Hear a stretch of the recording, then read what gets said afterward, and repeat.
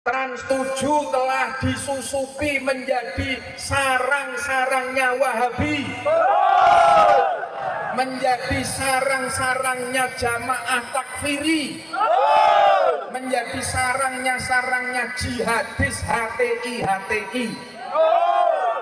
Maka siarannya selalu memecah belah umat Islam, siarannya selalu memecah belah NKRI.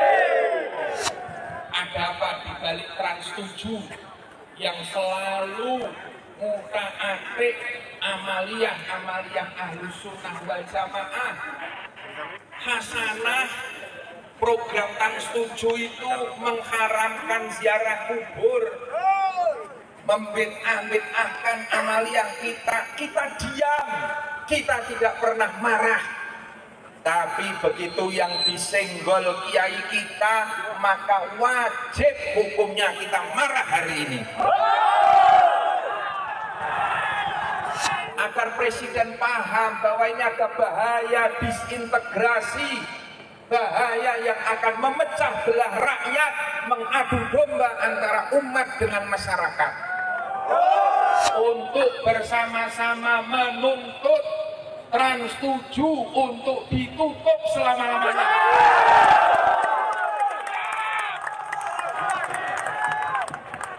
Media TV seharusnya menjadi media pendidikan, pencerahan, bukan media fitnah yang justru memecah belah masyarakat.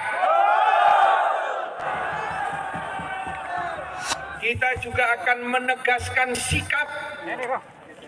Meskipun santri niku dilatih kon sabar, santri niku dilatih tawadhu, tapi untuk kemungkaran kita tidak boleh diam. Untuk kemungkaran kita harus melawan. Apa yang dilakukan oleh Trans 7 itu bukan kritik. Santri itu biasa dikritik. Karena di pondok kita dilatih diskusi, dilatih basul masail. Tapi yang dilakukan Trans 7 itu adalah penghinaan.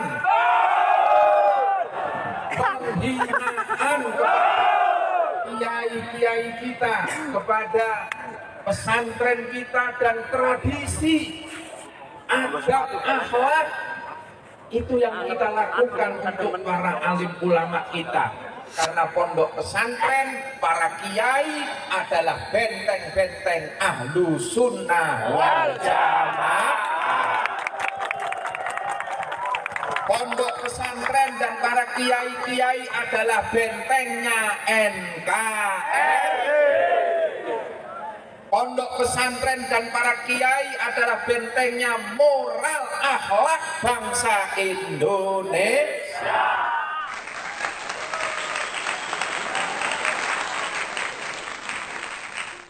Assalamualaikum warahmatullahi wabarakatuh.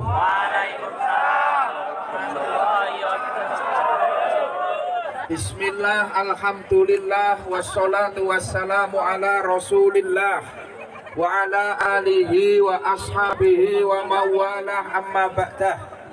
Ulama anal kiram yang kita muliakan, para alim, para kiai, para tokoh-tokoh masyarakat hadir, Bapak Kapolres, terima kasih, dan juga konco-konco santri, wali santri, masyarakat, warga NU yang cinta dan siap membela kiai. Siap? Hari ini kita bersama-sama berkumpul. Satu, kita istighosah nyuwun datang Allah. Kita yakin Allah Maha Adil. Allah akan memberikan keadilan kepada orang-orang yang zalim. Yang kedua kalinya, kita juga akan menegaskan sikap. Meskipun santri niku dilatih kon sabar, santri niku dilatih tawadhu, tapi untuk kemungkaran kita tidak boleh diam. Untuk kemungkaran kita harus melawan. Apa yang dilakukan oleh Trans 7 itu bukan kritik. Santri itu biasa dikritik karena di pondok kita dilatih diskusi, dilatih basul masail. Tapi yang dilakukan Trans 7 itu adalah penghinaan. Penghinaan kepada kiai-kiai kita, kepada pesantren kita dan tradisi, adab, akhlak. Itu yang kita lakukan untuk para alim ulama kita. Maka hari ini kita berkumpul menjadi satu, santri se-Kabupaten Magelang, wali santri, muhibin dan warga NU, untuk bersama-sama menuntut Trans 7 untuk ditutup selama-lamanya.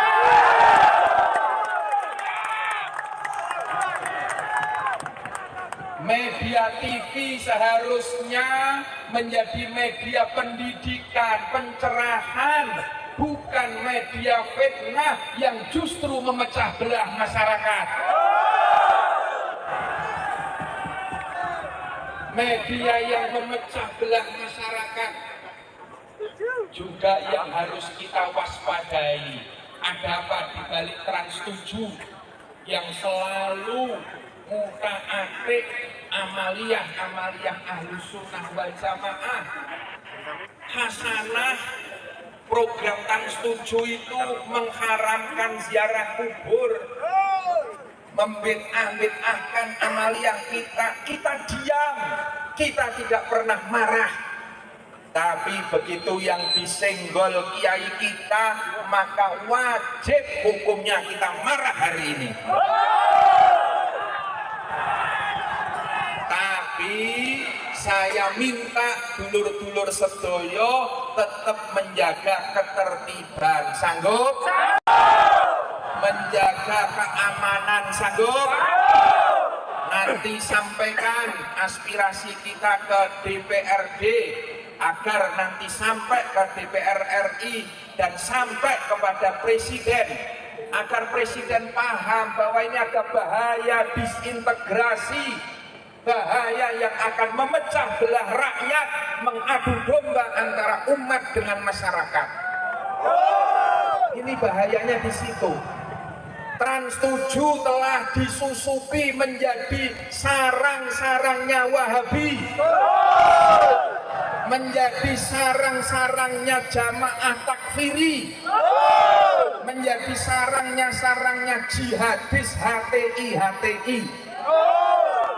Maka siarannya selalu memecah belah umat Islam, siarannya selalu memecah belah NKRI. Kalau Anda ingin menghancurkan NKRI, maka hancurkan Nahdlatul Ulama.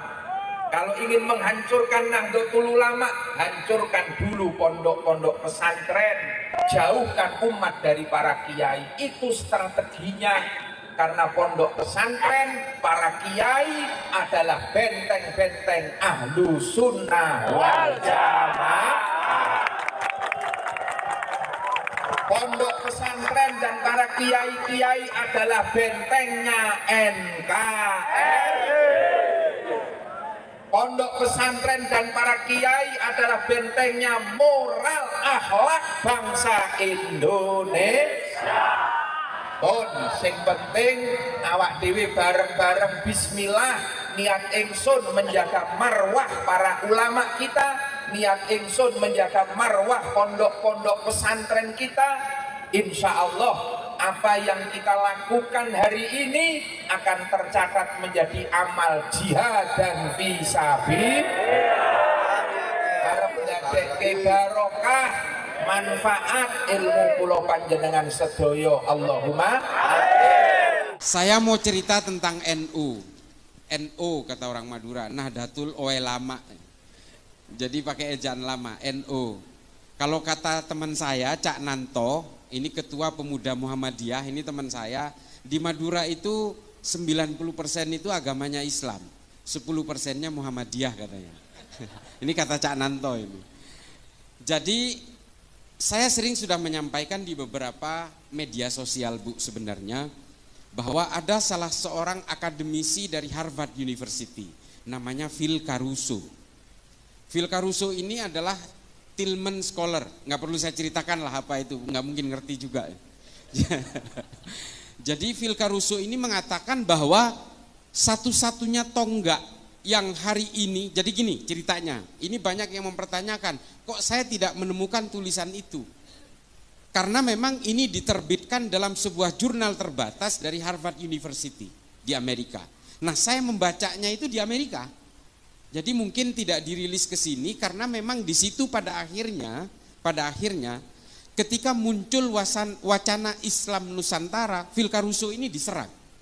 Karena menurut Phil Caruso salah satu kekuatan dari Nahdlatul Ulama itu adalah satu entitas organisasi Islam terbesar yang percaya bahwa Islam itu bukan alat untuk mengarabkan seluruh umat Islam di seluruh dunia. Ini NU yang percaya itu, makanya kemudian NU itu hidup dengan metamorfosisnya dan diaspora Islam dimanapun di seluruh dunia, dan hidup dengan kebudayaan dan kearifan lokalnya. Jadi kalau Islam di Uzbekistan, Bu, itu budayanya ya budaya Uzbek. Islam di Cina itu budaya yang dipakai adalah budaya kearifan lokal Cina.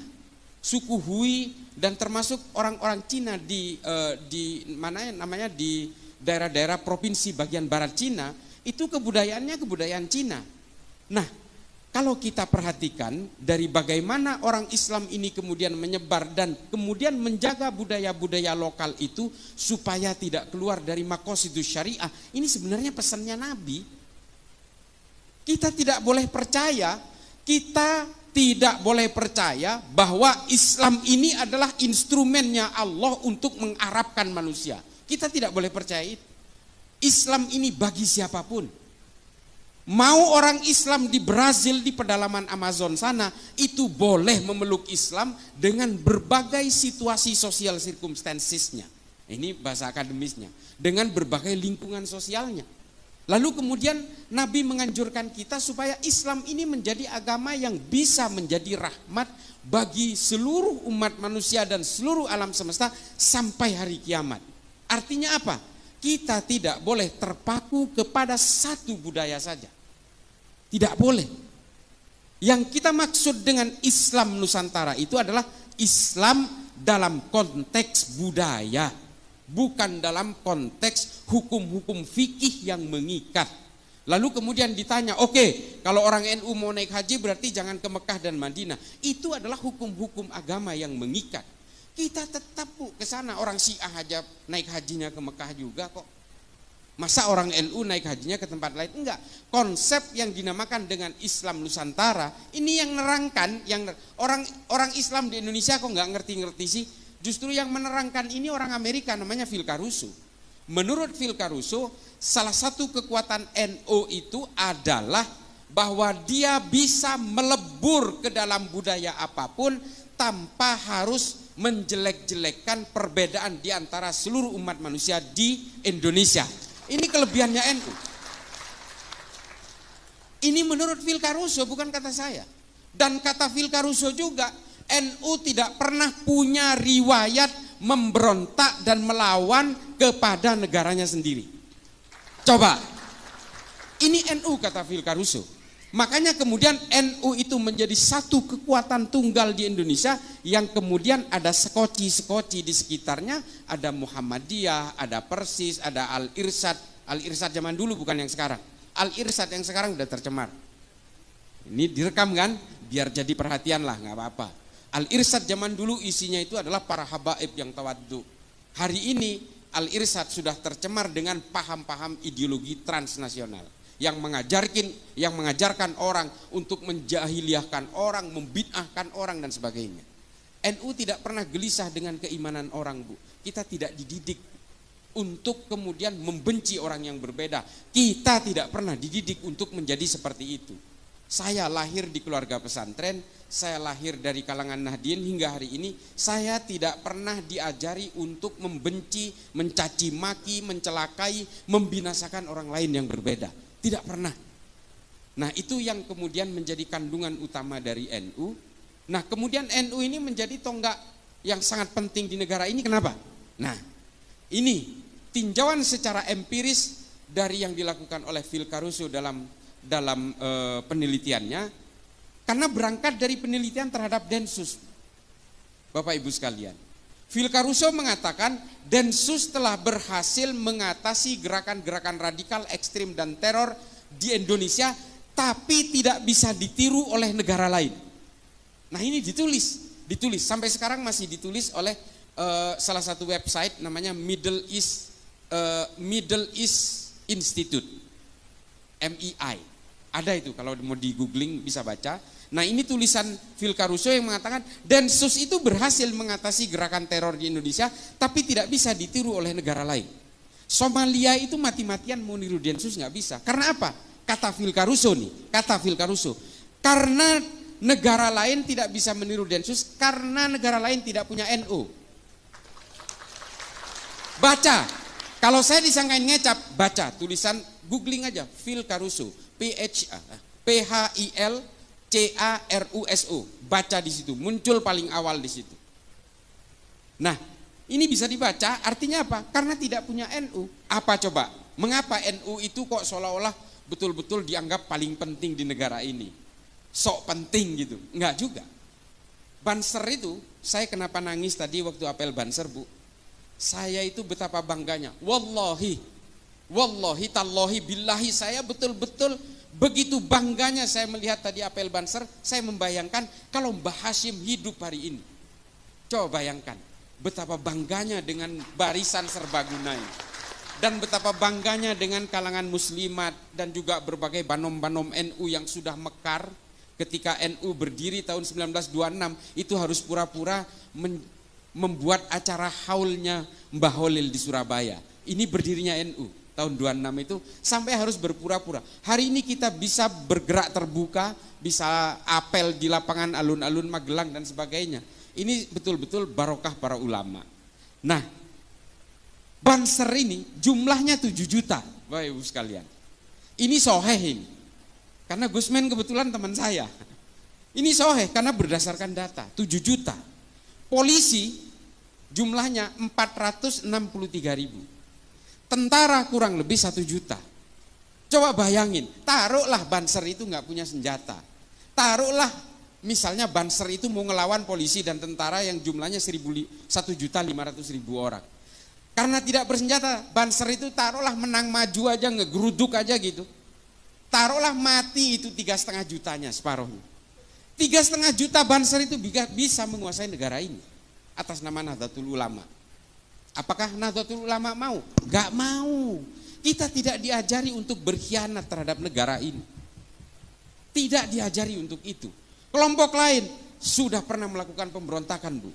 Kartosuwiryo memproklamirkan diri di Tasikmalaya, negara Islam Indonesia, lalu membentuk Darul Islam, Tentara Islam Indonesia, membentuk kesatuan-kesatuan militer, memberontak pasukan Andi Aziz di Makassar, Karmuzakar di Banjarmasin, dan kemudian melakukan gerakan-gerakan negara Islam Indonesia hingga hari ini. Dan kemudian pecah menjadi JI, JAD, JAK, JAT, JAS, MMI, MIT, MIB, NII, Khilafatul Muslimin. Ini semua pecahan negara Islam Indonesia yang ingin memberontak kepada negara Indonesia dan menjadikan Indonesia negara agama. Apakah ini pernah dilakukan NU? Tidak pernah. Padahal NU itu adalah organisasi terbesar. Bansernya aja 7 juta. Belum kalangan Nahdiennya. Coba bayangin, begitu gampangnya kita menguasai. Dan ketika para ulama merumuskan bagaimana negara ini harus bergerak ke depan, membuat satu filosofi Gronslah, filosofi dasar dari negara kita, NU bisa saja mengintimidasi semua ulama dan tokoh nasionalis pada waktu itu untuk menguasai negara ini. Tapi para ulama NU tidak mau melakukan itu. Ulama-ulama NU merekrut berbagai tokoh agama nasionalis dan berbagai organisasi dari Muhammadiyah dan sebagainya untuk merumuskan bersama-sama bagaimana kita ke depan supaya kita tadi tidak saling gontok-gontokan. Lalu kemudian diputuskan sebuah al-asobiyah. Ini kata Ibnu Khaldun, Bu, dalam Al-Muqaddimah. Para ulama kita ini nggak bego, nggak bodoh.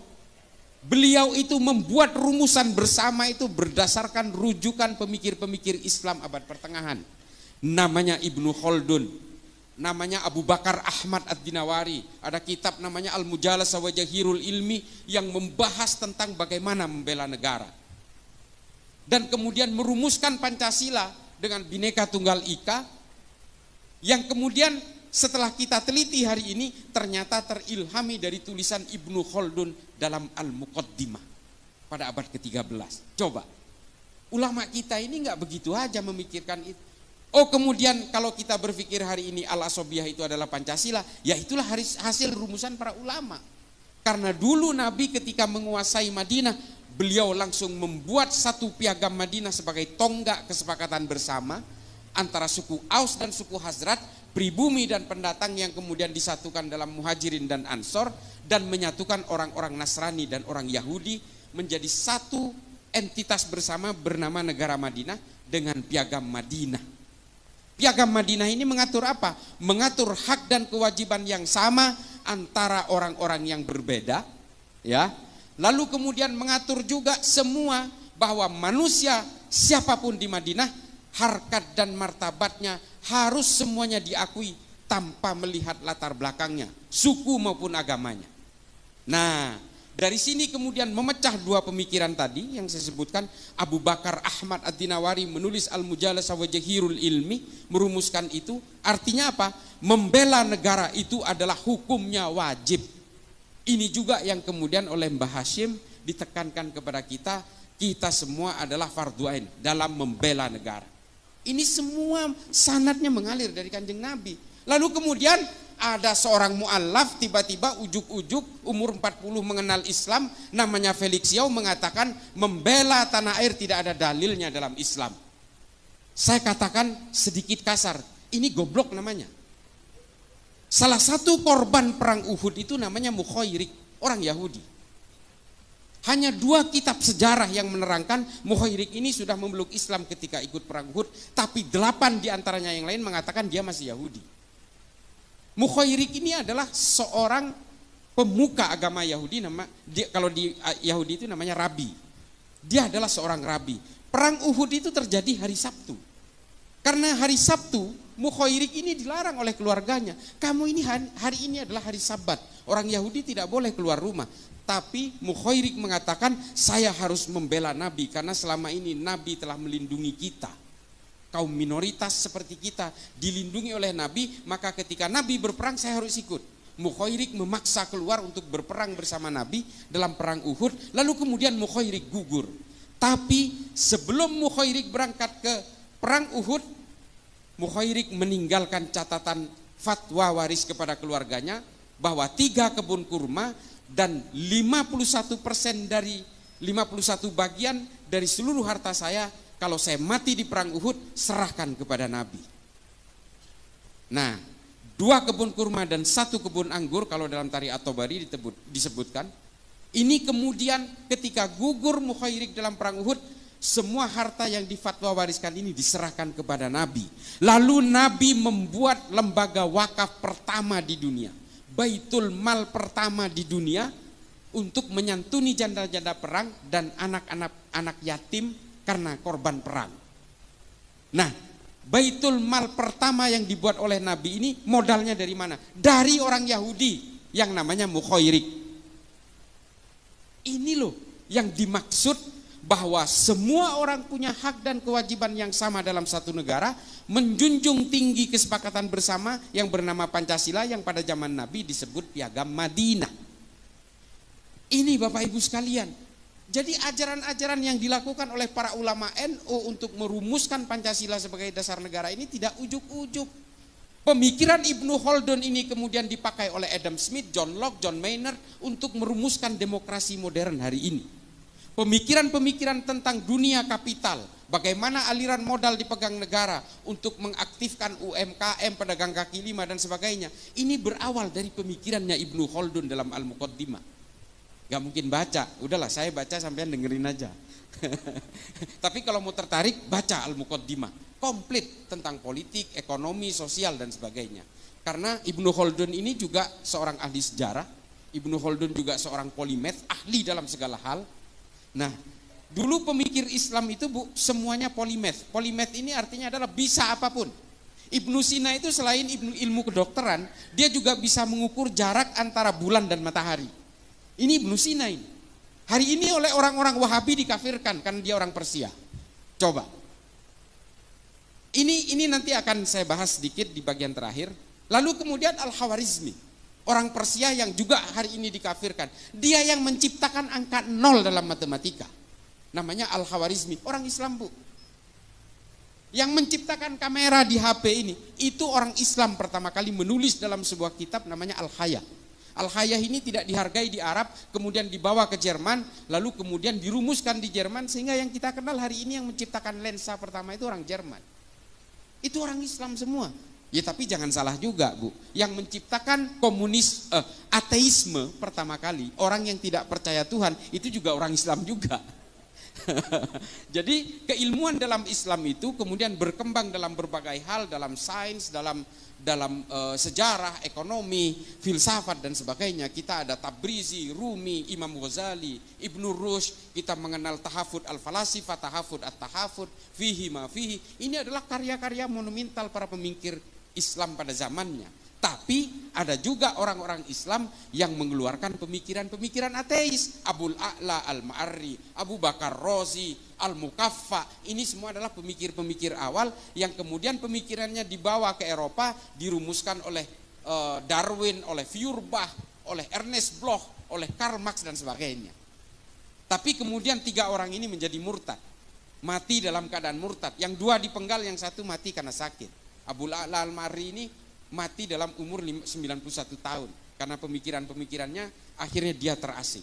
Dan yang kedua dipenggal lehernya karena dianggap murtad, karena mengeluarkan pernyataan dalam bukunya Az-Zulumiyah namanya, itu tidak percaya Tuhan dan tidak percaya Nabi.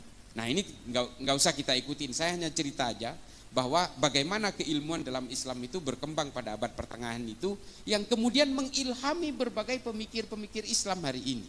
Persoalannya kemudian adalah keberagaman kita di Indonesia ini menjadi persoalan ketika muncul aliran-aliran baru, kelompok-kelompok baru demi kepentingan-kepentingan politik. Nah ini Bu, soal politik inilah yang memporak-porandakan semua agama. Semua agama hancur lebur dan terpecah belah menjadi sekte-sekte dan aliran-aliran karena kepentingan-kepentingan politik. Islam terpecah belah karena politik. Orang Islam membunuh Sayyidina Utsman, orang Islam membunuh Sayyidina Ali, membunuh Sayyidina Hasan, Sayyidina Husain, terlibat dalam perang sesama orang Islam, perang Jamal, perang Siffin, perang Hurrah, perang Nahrawan, perang Zab. Ini perang sesama orang Islam karena apa? Karena persoalan-persoalan politik. Di dalam Kristen juga karena persoalan politik memecah belah Kristen, pecahnya Katolik dan Protestan juga karena persoalan politik. Perang 30 tahun membunuh 8 juta orang Kristen di Eropa. Perang di Arab Saudi ketika terjadi pepecahan keluarga Ibnu Saud dan keluarga Ibnu Rashidin juga karena persoalan politik, membunuh 13.000 Muslim di Saudi Arabia.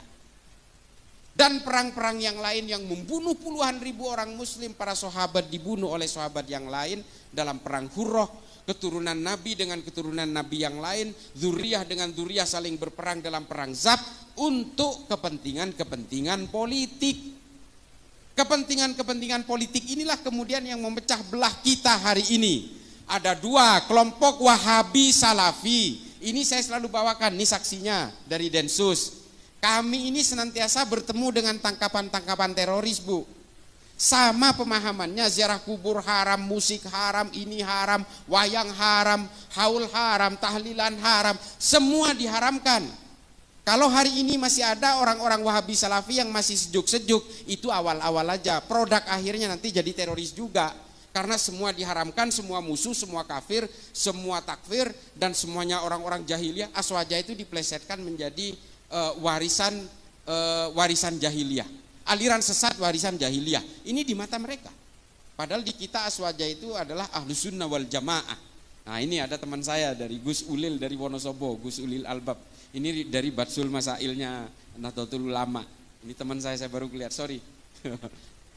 Ustadz, jadi ini semua kemudian yang memporak-porandakan kita. Belum kita bicara tentang Hizbut Tahrir, Bu, dengan agenda khilafah dan sebagainya. Belum kita berbicara tentang Ikhwanul Muslimin. Ikhwanul Muslimin ini yang justru paling bahaya. Saya katakan bahaya kenapa? Pak, saya ini sudah berkali-kali ke Mesir, saya sudah berkali-kali ke Afrika, saya sudah berkali-kali ke Asia Selatan, saya sudah membuat riset, studi banding dan sebagainya. Yang paling berbahaya ini kenapa saya katakan Ikhwanul Muslimin? Karena ubudiyah dan amaliyahnya hampir mirip dengan kita. Mirip dengan orang-orang Nahdien, mereka juga maulidan, mereka juga ziarah kubur, mereka juga datang ke haul, mereka datang ke tahlilan, sama Pak. Sama-sama Asy'ariyah, sama, konsep tauhidnya sama, konsep akidahnya mirip. Apa yang kemudian membuat berbeda antara orang Ikhwanul Muslimin dan Nahdien? Cita-cita politiknya berbeda. Itulah mengapa, ini mohon maaf, silahkan berbeda pandangan, nanti silahkan konfirmasi ke saya. Mengapa saya selalu melawan fatwa-fatwa dari Ustadz Abdus Somad? Mengapa saya melawan itu? Karena satu, dia tetap mengglorifikasi khilafah. Yang dikutip adalah dari perkataan Imamul Hakim dalam Al-Mustadrak ala Sahihain. Saya udah baca juga kitabnya. Sama Pak, kita udah pelajari juga. Dan ini dihantarkan kepada orang-orang awam seolah-olah kita wajib bercita-cita menegakkan khilafah. Ini yang dijadikan kutipan adalah kitabnya Al-Mustadrak ala Sahihain. Saya udah baca juga. Mengapa saya katakan ini salah rujukan ini? Imamul Hakim menulis Al-Mustadrak ala Sahihain ini ketika dia sudah pikun. Makanya Az-Zahabi mengatakan ini tidak boleh dijadikan rujukan. Karena apa? Imamul Hakim terpengaruh oleh kekuatan-kekuatan politik pada zamannya. Gak boleh dijadikan rujukan. Lalu kemudian yang kedua yang saya lawan dari fatwanya UAS adalah dia menghalalkan dan menganggap jihad istishhadiyah kepada orang yang melakukan bom bunuh diri di Palestina. Bom bunuh diri ini tidak ada jihad-jihadnya Pak. Bunuh diri ya bunuh diri aja. Yang kedua, perang Palestina dan Israel bukan perang agama. Ini perang politik. Kalau ini perang agama, orang Islam di Arab sudah ikut berperang bersama-sama Pak. Enggak ada satupun. Bahkan Arab Saudi, Mesir dan Turki bersahabat dengan Israel. Mengapa bisa begini? Karena ini perang politik. Dan perang di Israel itu terjadi ribuan tahun sejak zaman Islam belum ada. Sejak zaman Islam belum membentuk menjadi satu agama di Mekah. Masih dalam berbentuk harokah-harokah Islam itu. Perang di Yerusalem itu sudah terjadi. Perang antara Titus Vespasian, Charlemagne, pasukan Templar, pasukan-pasukan dari Kekaisaran Bizantium. Itu sudah berperang di Yerusalem. Ini tulisannya lengkap soal ini. Ada seorang Yahudi dan juga seorang Islam yang menulis tentang kehidupan perang di Baitul Maqdis ini. Namanya Simon Sibek Montefiore. Silakan baca.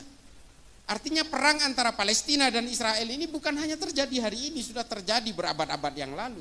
Jauh sebelum Islam itu membentuk menjadi sebuah agama di Mekah. Ini loh, makanya saya selalu tantang semuanya ini. Orang-orang yang masih mengglorifikasi Ikhwanul Muslimin ini, udahlah gak usah pura-pura lah. Kalau memang pengen khilafah, marilah kita berdiri tegas saja. Kalian anti Pancasila, ya sudah, keluar dari negara ini. Begitu saja, nggak usah berpura-pura, sama-sama melawan Wahabi. Oke, di situ kita sepakat melawan gerakan Wahabi. UAS juga sering melawan gerakan Wahabi. Kita sepakat untuk itu. Tapi jangan giring bangsa ini kepada orang-orang yang terus membenci kepada orang yang berbeda. Di dalam salib ada jin kafirnya, nggak usah lah, nggak usah menghina sesembahan orang lain kata Allah, ya kan? Di Quran kan jelas, jangan menghina sesembahan orang lain karena orang lain akan menghina Tuhanmu tanpa ilmu pengetahuan. Jelas kok di Quran itu. Kenapa kita selalu menghina sesembahan orang lain? Enggak usah, tunjukkan Islam itu sebagai agama yang bisa menjadi rahmat bagi seluruh alam semesta. Supaya apa? Supaya orang-orang yang belum berislam ini tertarik kepada Islam karena kedamaiannya. Bukan karena bakar, bunuh, gantung. Bukan karena itunya. Kan miris Pak. Ada juga kelompok lain di dalam kita yang memecah belah kita hari ini. Kelompok FPI. Ini mohon maaf Pak, kalau masalah kita itu suruh takdim kepada para habaib, jangan kalahin orang NU. Yang mengajari untuk supaya kita takdim dan hormat pada dzurriyyah Nabi, itu justru ulama-ulama NU. Tapi hari ini kepatuhan kita kepada para habaib itu dimanfaatkan oleh oknum-oknum habaib untuk memecah belah NU. Coba, kacang lupa kulitnya kan. Ulama-ulama NU mengajari kita untuk hormat kepada para habaib. Tapi oknum-oknum sebagian habaib hari ini yang bergerak dalam berbagai harokah-harokah siasah dan punya agenda-agenda politik justru memanfaatkan kepatuhan kita kepada para habaib untuk memecah belah NU. Ini kan betul-betul miris. Ini mohon maaf Habib, ini yang kemudian membuat kita miris. Orang-orang yang hari ini ingin memecah belah NU, percayalah, mereka adalah orang-orang yang ingin menghancurkan Indonesia. Kita tegas saja di sini. Kelompok-kelompok Wahabi, kelompok-kelompok Hizbut Tahrir, dia mengusung gerakan-gerakan tegaknya khilafah. Kantor pusatnya di London Pak, di Inggris. Coba bayangin, pernahkah kita curiga? Kok bisa loh gerakan-gerakan khilafah ini kantor pusatnya di London coba? Ini yang biayai siapa? Ini operasinya siapa? Ikhwanul Muslimin juga di London Pak. Dan satu lagi di Libanon, coba bayangin. Ini siapa yang gerakin? Operasinya siapa? Lalu dia datang ke Indonesia membawa gerakan-gerakan Hizbut Tahrir, gerakan-gerakan khilafah, tegaknya daulah dan sebagainya, mengacak-acak kita, mengadu domba kita. Dan di Madura Pak, di kampung saya hari ini, yang namanya NU belum tentu NU Pak. Bisa jadi NU aliran garis keras yang terpapar oleh FPI. Ini di Pamekasan contohnya, yang mempersekusi rumahnya Pak Mahfud MD, yang menyandra Kiai Ma'ruf Amin di mobilnya, itu adalah kelompok-kelompok ini. Sama Pak, tahlilan juga, haul juga, maulidan juga, baca-baca rotib juga, sama. Nah, yang paling terakhir adalah, lalu bagaimana kita akan bersikap? Apakah kita tidak boleh berpolitik kalau ternyata politik itu hanya memecah belah umat? Boleh Pak, Bapak Ibu sekalian, boleh berpolitik. Kata Imam Ghazali dalam Ihya Ulumuddin mengatakan, Islam dan politik itu seperti saudara kembar. Islam diperlukan untuk mengawal ruang-ruang politik ini supaya tidak keluar dari jalur maqasidus syariah. Ini jelas. Boleh berpolitik Pak, tapi gunakan ilmu pengetahuan. Nah ini, ilmu pengetahuan ini yang harus menjadi landasan kita hari ini, bahwa kita boleh berpolitik karena ilmu pengetahuan dan gunakan ilmu pengetahuan itu dalam berpolitik.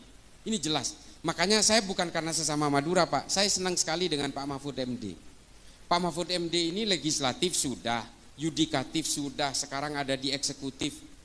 Padahal dia ini Pak hanya menggunakan ilmu pengetahuannya aja. Dan dia menggunakan ilmu pengetahuan itu dalam ruang-ruang politik. Kalau ingin dimusuhi Pak Mahfud MD, gampang Pak, gampang. Coba aja dia sogok Pak.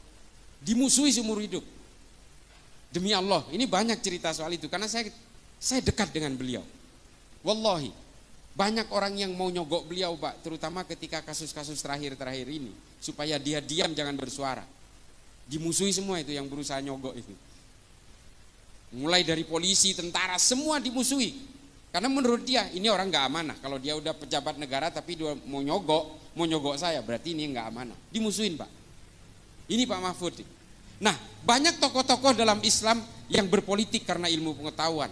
Ada Muhammad As'ad, ada Muhammad Iqbal, ada Harun al-Rasyid. Ini semua adalah orang-orang yang kemudian menjadi pemimpin, menjadi pejabat negara, tapi menggunakan ilmu pengetahuannya. Ada Fazlur Rahman dan sebagainya. Hari ini apa yang terjadi? Kita meninggalkan ilmu pengetahuan dari dalam dunia politik kita. Yang terjadi adalah apa? Ambisi-ambisi kekuasaan. Sehingga apa? Ketika ambisi kekuasaan ini dipaksakan untuk hidup dalam negara itu atas nama agama, yang terjadi adalah apa? Upaya membuat gerakan-gerakan revolusioner.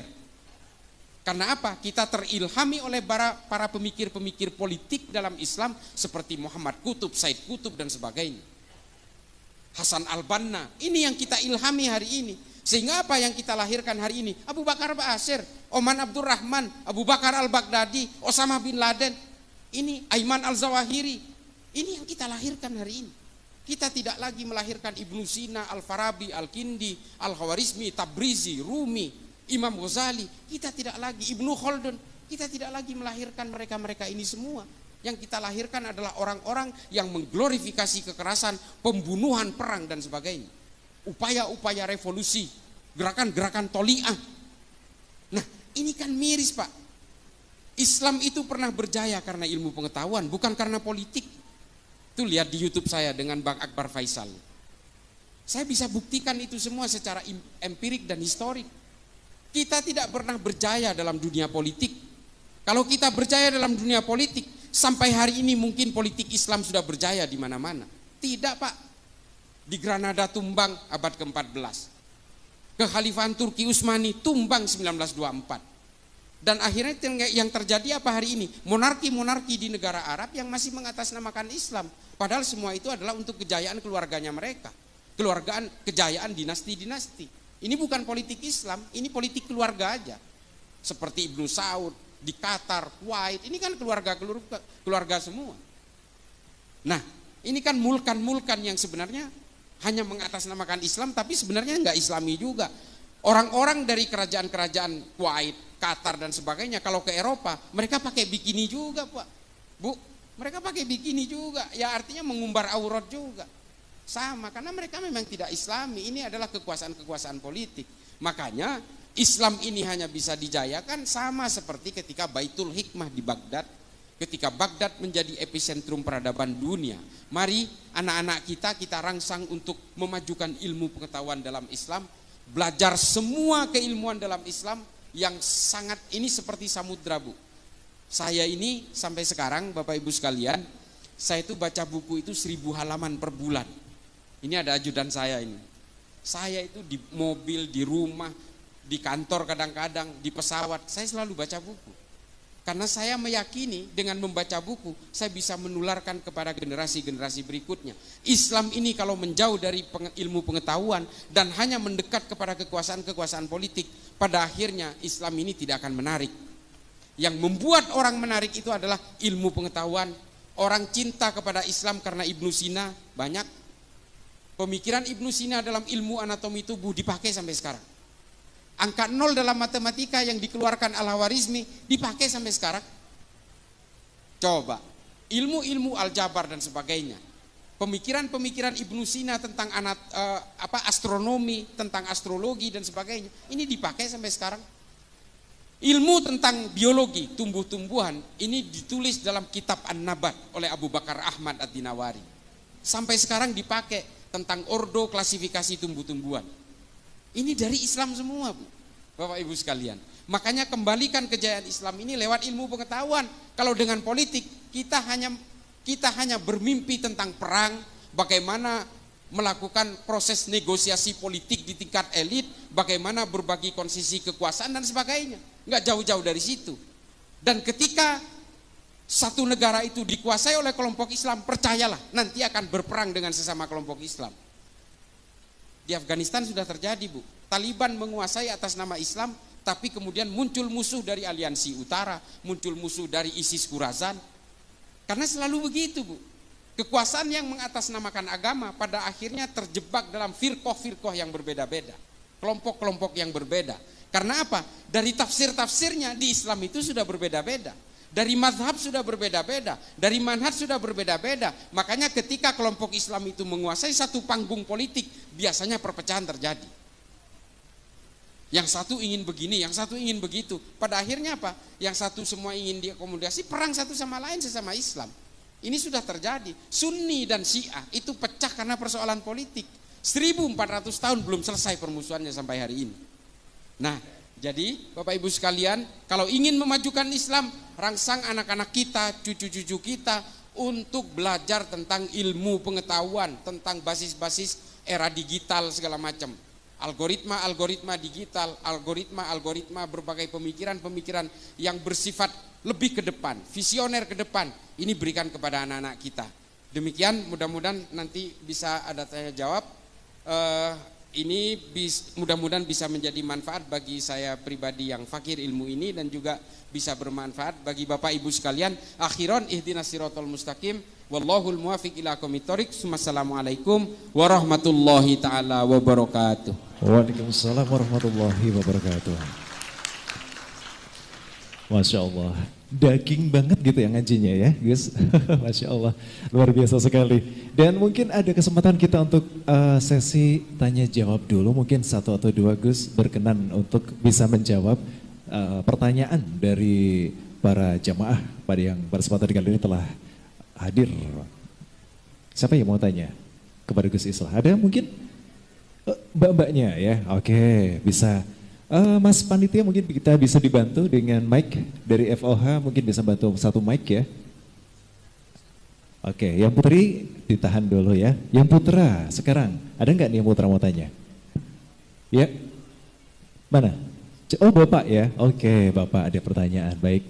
Ada dua pertanyaan yang berkesempatan kali ini akan disampaikan. Baik, terima kasih. Iya, baik. Mungkin bisa merapat ya. Oke. Iya, yang ibunya dulu.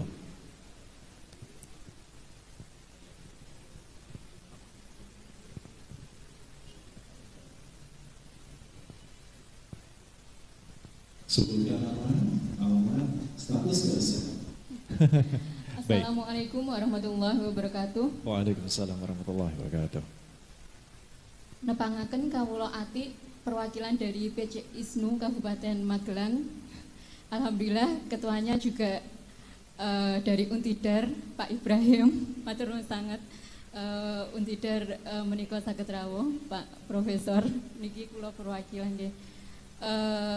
Di sini saya ingin bertanya kepada Kang Bogi, bagaimana untuk melanjutkan tawaran panjenengan mengenai pelatihan napa nggih pengkaderan di kontra narasi. Mangke narah hubungnya bagaimana? Kayaknya kok ini oleh-oleh yang sangat luar biasa di menyambut 1 abad NU ini. Semoga kader-kader NU kita berkualitas. Saya takjub banget saged rawuh saged silaturahim di sini, kok ada oleh-oleh ini, terus saya itu aja. Saya langsung di follow up ya? Gitu. Yeah. Kersane ada tindak lanjutnya, tidak hanya omong kosong ngoten nggih. Yeah. Terima kasih dari saya. Wassalamualaikum warahmatullahi wabarakatuh. Waalaikumsalam warahmatullahi wabarakatuh. Baik, berikutnya yang di belakang dari Mas Moy. Bapak, ya. Assalamualaikum warahmatullahi wabarakatuh. Waalaikumsalam. Alhamdulillah saya bisa datang ke sini, saya bersyukur sekali bisa ketemu sama Cak Islah. Saya kagum dengan beliau karena banyak sekali melihat video beliau. Alhamdulillah. Dan seperti yang dikatakan Pak Buki tadi, kontra narasi itu sebetulnya juga bermasalah buat kami yang sering melakukan kontra narasi di grup-grup WA ataupun grup-grup lainnya. Yang itu juga menyebabkan kami itu jadi seakan dimusuhi sama mereka, karena yang melakukan kontra narasi itu sangat sedikit dibanding orang-orang yang menyebarkan hoaks dalam grup. Salah satunya cara saya menjawab adalah menggunakan kalimat-kalimat dari Cak Islah. Kalau itu belum jelas, saya kirimkan videonya secara utuh, dan itu pun belum bisa diterima. Akhirnya terjadi permusuhan yang keras sampai datang ngonek-ngonek itu terjadi.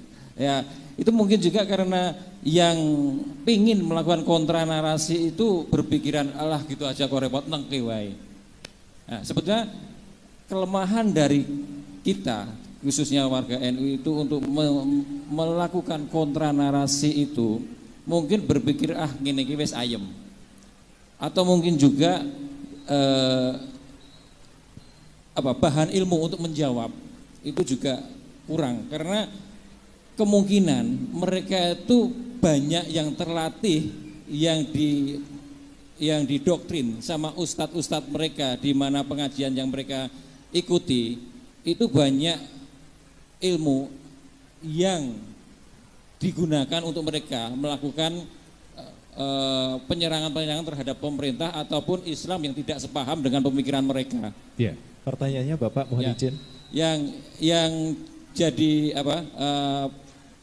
pertanyaan saya, seakan-akan kenapa kok sekarang banyak pengajian yang menyebarkan doktrin-doktrin yang saya anggap itu memusuhi Islam yang tidak sepaham dengan mereka, memusuhi pemerintah, itu kok seakan-akan tetap berjalan dengan tenang.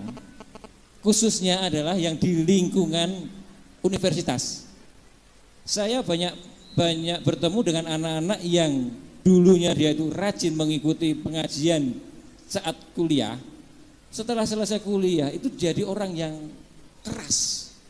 Nah, apakah benar Pak untuk pengajian-pengajian di lingkungan universitas yang keras-keras itu memang didiamkan saja, ataukah ada trik lain untuk menghambat mereka untuk menyebarkan ajaran-ajaran yang melawan pemerintah ataupun menjelek-jelekan aliran yang tidak sepaham dengan mereka gitu. Ya. Itu aja. Assalamualaikum warahmatullahi wabarakatuh. Waalaikumsalam warahmatullahi wabarakatuh. Ya, cukup dua saja terlebih dahulu ya, karena waktu saya terbatas. Kami persilakan kepada Gus Islah atau Kombes Pol Pogi. Terima kasih Ibu. Untuk program konten narasi, gambaran saya, kami aja yang di Sulawesi Tengah, di Poso masih ada lagi daerah yang masuk lagi kabupaten. Itu aja kita kirim. Apalagi yang ada di Magelang. Ya, kita hanya 5 jam saja dari kantor kami. Nanti silahkan nanti catat nomor saya, nanti habis ini kita diskusi kira-kira nanti modelnya bagaimana. Apakah kemudian dari PCNU atau mungkin dari para pondok pesantren, kita siap untuk menghadirkan tim kita. Untuk yang tadi mahasiswa Pak, tadi sudah saya sampaikan juga bahwa radikalisasi itu tidak hanya terjadi di lingkungan masyarakat, tapi di lingkungan dunia pendidikan. Banyak mahasiswa yang kemudian terpapar dalam hal pemikiran, ya, dan bahkan mahasiswa kemudian menjadi pelaku teror, dia ahli bom yang kemudian ditangkap di wilayah Sulawesi Tengah, itu dari mahasiswa dari salah satu universitas terkemuka di Indonesia. Ya. Jadi memang radikalisasi yang kemudian dibawakan oleh kelompok misalnya HTI itu banyak merambah ke dunia pendidikan. Bahkan dalam rilis terakhir dari BNPT kalau tidak salah ada indeks radikalisasi anti Pancasila itu di beberapa universitas itu ada, termasuk universitas negeri itu ada juga. Nah, ini menjadi garapan kami sekarang. Ya, bagaimana kemudian kita bisa menangkal, mencegah radikalisasi yang terjadi di lingkungan mahasiswa. Karena ini berbahaya Pak, sangat berbahaya. Di mana sebenarnya otak-otak mahasiswa yang produktif untuk membangun negara ini ternyata hanya dicokoki oleh doktrin-doktrin yang kemudian mereka ingin singkat, jalan singkat untuk menjadi seorang mukmin ya dalam kacamata mereka. Sehingga apa? Salah satunya adalah ya mengkafirkan sistem yang ada di negara ini, sistem pemerintah, ya kita togut dan sebagainya, yang akhirnya nanti tujuan utama adalah mereka bagaimana bisa menyongkong adanya khilafah yang ada di Indonesia, yang kemudian ini bisa membahayakan negara ini kalau kemudian dari lingkup pelajarnya, mahasiswanya yang produktif sebenarnya untuk membangun bangsa itu kemudian terpapar oleh virus yang namanya virus radikalisme ini. Begitu Pak, ya sekali lagi itu ada Pak, dan itu sedang menjadi perhatian khusus dari negara terkait penyebaran radikalisme di lingkungan kampus atau mahasiswa. Terima kasih. Baik, terima kasih ya. Baik, mungkin Gus Islah mau menambahkan sedikit saja.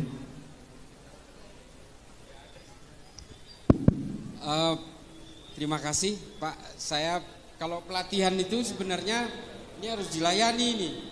Ini ada kontra narasi.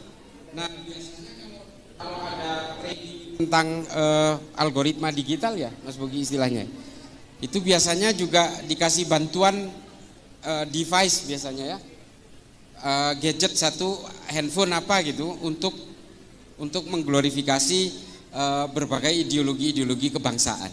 Nah, menyikapi berbagai konten yang ada di media sosial Bapak Nyun Sewu, ini memang menjadi satu persoalan yang sangat nasional hari ini. Satu, karena memang Kominfo ternyata tidak bisa berbuat apapun. Entah mereka tutup mata atau ada satu sistem yang kemudian leaking di dalam, sehingga berbagai konten itu sebenarnya sangat mudah secara digital untuk di block out. Bisa sekali, sangat mudah. Apalagi hanya men-take down salah satu akun misalnya yang selalu menyebarkan hoax dan ajaran-ajaran nggak benar. Gampang sekali sebenarnya. Cuma memang ada beberapa platform yang harus bersurat kepada platform pusatnya di Amerika atau di Rusia. Tapi ada beberapa platform yang sangat mudah. Cuma masalahnya memang ada beberapa kelompok tertentu di Kominfo ini yang kemudian menjadi benalu di dalamnya. Yang seolah-olah ada pembiaran di situ. Saya bisa bersaksi soal ini. Karena ini salah satu kerjaan saya adalah mondar-mandir dari Kominfo. Hampir setiap minggu kita mondar-mandir ke Kominfo hanya untuk melaporkan konten itu. Dan kemudian mandek di salah satu lantai itu aja. Selalu begitu. Ini mohon maaf, saya harus terbuka soal ini. Karena ini adalah keluhan kami juga. Saya ini kebetulan bukan polisi Pak. Tapi saya tenaga ahli pencegahan radikalisme, ekstremisme, dan terorisme di Mabes Polri. Dalam hal ini di Densus 88. Jadi saya tahu persis bagaimana kendala-kendala dalam konten-konten digital ini untuk diberangus. Termasuk kalau saya sih nggak gelisah sebenarnya. Yang banyak protes itu adalah kiai-kiai di kampung-kampung yang protes karena saya dituduh Syiah, saya dituduh liberal dan sebagainya. Hanya karena ini mumpung ada ibu-ibu muslimat, saya itu dituduh liberal Bu, karena saya pernah berkata begini. Saya secara pribadi saya bilang saya anti poligami. Karena kalau saya berpoligami, anak saya dan istri saya pasti berantakan. Maka bagi saya yang namanya poligami yang pernah dilakukan Kanjeng Nabi itu buat saya mudorot, saya bilang. Buat saya pribadi maksudnya. Kalau ada orang lain mengatakan itu menjadi maslahat ya silakan aja. Tapi buat saya mudorot. Dan bagi saya secara pribadi, satu-satunya mungkin yang pekerjaan Nabi yang tidak pernah akan saya tiru adalah menikah berpoligami itu. Nah, gara-gara ngomong begini, padahal saya ngomongnya itu pribadi. Maksud saya pribadi tidak akan mungkin berpoligami dan saya anti poligami. Saya kesian anak saya kesian istri saya cinta kepada istri saya. Oke, dalam soal harta saya bisa berbagi adil dengan istri saya. Tapi kalau soal perasaan kan nggak bisa dibuat adil seadil-adilnya. Nah, makanya kemudian saya diserang liberal karena mengatakan itu. Ya ini kan saya pribadi. Ya gitu ya. Nah ini saya supaya, tudingan-tudingan Syiah, tudingan-tudingan saya anti poligami disimpulkan kemudian menjadi liberal, ini anteknya Yahudi, ini anteknya orang Kristen untuk merusak Islam. Nah ini ada di media sosial. Saya sendiri sudah mengajukan bahwa ini fitnah.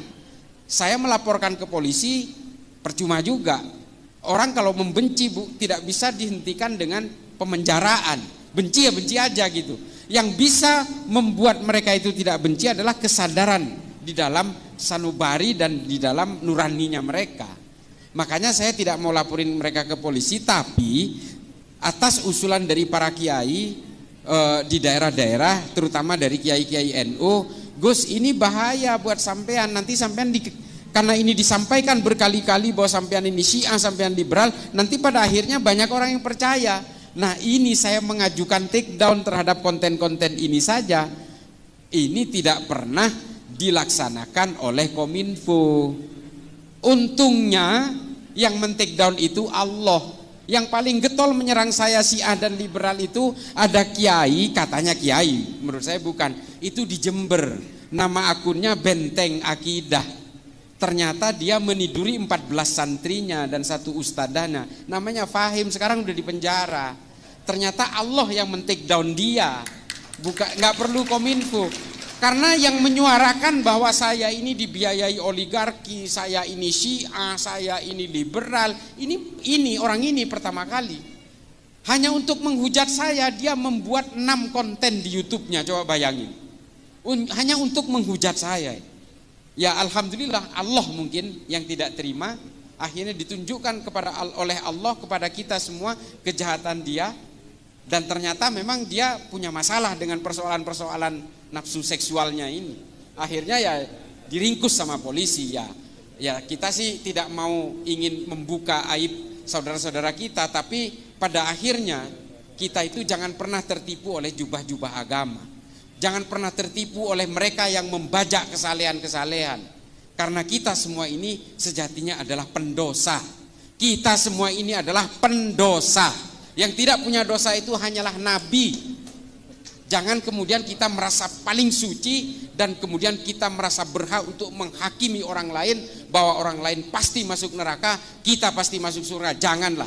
Jangan pernah menyerobot hak-hak Allah dalam menentukan penghakiman dan juga menentukan siapa kafir, siapa bukan kafir. Jangan serobot. Udahlah, kita ini hidup biasa aja, kita beribadah kepada Allah, kita menjunjung tinggi kemanusiaan dan kedamaian, mari majukan Islam dengan ilmu pengetahuan. Sederhana, itu aja. Terima kasih, terima kasih. Mohon maaf, perkenalkan saya Islah Bahrawi. Saya bukan kiai, bukan ustadz, bukan gus, karena yang kiai itu kakek saya. Bapak saya orang biasa, bapak saya orang melarat, pedagang, bukan pedagang sih, pemulung tepatnya di Jakarta itu. Pemain, kalau di sini pemain ketoprak, Bu. Bapak saya itu, tapi di Madura. Di Madura itu namanya panjak, sejenis ketoprak kalau di sini, campur sari gitu. Nah, itu bapak saya. Tapi bapak saya ini muridnya Yai Usman Jatipurwo. Jadi bapak saya meskipun pemain campur sari itu, bapak saya itu ahli torikoh dari Naqsabandiyah. Nah, jadi kakek saya yang kiai kebetulan santri terakhir dari Syekhona Khalil bin Abdul Latif dari Bangkalan. Satu angkatan dan Kiai As'ad Syamsul Arifin dari Sukorejo. Itu kakek saya. Itu aja, saya lahir di Madura. Saya sudah tua, umurnya 52 tahun. Saya sempat mondok di pondok pesantren Syekhona Khalil di Bangkalan 3 tahun. Kemudian saya kuliah di Jakarta, lalu saya belajar, nah ini, saya belajar Islamnya kebalik. Kalau teman-teman saya belajar Islamnya itu ke Arab Saudi atau ke Timur Tengah atau ke Mesir atau ke Maroko, saya belajar Islamnya ke Amerika, kebalik, Bu. Saya belajar sejarah dan filsafat Islam di Zaytuna Institute di California. Jadi campur aduk, tapi insya Allah saya tetap Ahlus Sunnah wal Jamaah dan sejak lahir insya Allah sampai saya mati tetap Nahdiyin sejati. Al-Fatihah. A'udzubillahiminasyaitonirrajim. Bismillahirrahmanirrahim. Alhamdulillahirabbil alamin. Arrahmanirrahim. Maliki yaumiddin. Iyyaka na'budu wa iyyaka nasta'in. Ihdinas siratal mustaqim. Siratal ladzina an'amta 'alaihim ghairil maghdubi 'alaihim waladdallin. Amin. Bismillahirrahmanirrahim. Allahumma sholli ala sayyidina Muhammad. Amin ya Allah. Amin ya Allah. Amin ya Allah. Rabbana wa qina adzabannar wa qina adzabannar wa qina adzabannar wa adkhilna jannata ma'al abrar ya aziz ya ghaffar ya rabbal alamin. Subhana rabbika rabbil izzati amma yasifun wa salamun alal mursalin walhamdulillahi rabbil alamin. Matur nuwun, wassalamualaikum warahmatullahi wabarakatuh.